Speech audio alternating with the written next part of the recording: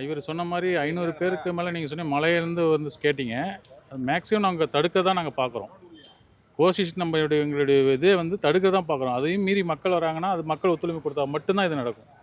இல்லை மக்கள் கொடுக்கலாம் ஒன்றுமே பண்ண முடியாது. அளவுக்கு சேஃப் பார்க்குறீங்க இடிச்சா விழுந்துடும். மக்கள் ஒத்துழைப்பு கொடுத்தா மட்டும்தான் விஜய் நல்லபடியாக இருந்துட்டு நல்லபடியாக போக முடியும். பழைய அந்த கரூருடைய பிரச்சனை இல்லாமல் அவர் இப்போ தான் ரெண்டாவது இதுன்னு நினைக்கிறேன். ரெண்டாவது மாநாட்டுக்கு வராரு. ஸோ இது மேலும் மேலும் அவங்க மக்கள் ஒத்துழைப்பு கொடுத்து நல்லபடியாக அவங்கள ஒரு கூட்டம் நடத்தி கொடுத்துட்டு போனாங்கன்னா அதே ஒரு பெரிய விஷயமா இருக்குது சார். அவர் எப்படி நம்ம பார்க்குறீங்க, மக்களோட வரவேற்புனானது எப்படி இருக்குன்னு நினைக்கிறீங்க? நேற்று நைட்லேருந்து இங்கே வந்து இந்த இடத்தையாவது பார்த்துட்டு போயிடுறோம் அப்படின்னு இருக்காங்க. இந்த மக்களோட அந்த எதிர்பார்ப்பும் எப்படி இருக்குன்னு நினைக்கிறேன்? மக்களுக்கு எல்லாருமே பார்க்கணும் ஆசை தான். இது எதோ ஆக்சுவலி நீங்கள் மக்கள் விட்டுருந்தீங்கன்னு வச்சுக்கலாம், இந்த இடம் பத்தாது. இது வந்து உறுப்பினர் குழுங்கிறதுனால மட்டும்தான் ஓரளவுக்கு ஓகே. அதுவும் 10மான்னு தெரில, அது ஒரு நிர்வாகிகள் மட்டும் இருந்தாலும் ஓகே. அது 10மான்னு அது இன்னும் தெரியல. ஆனால் மக்கள் விட்டிங்கன்னா இந்த இடம்லாம் சுத்தமாக ஒரு இது 1% கூட பத்தாது.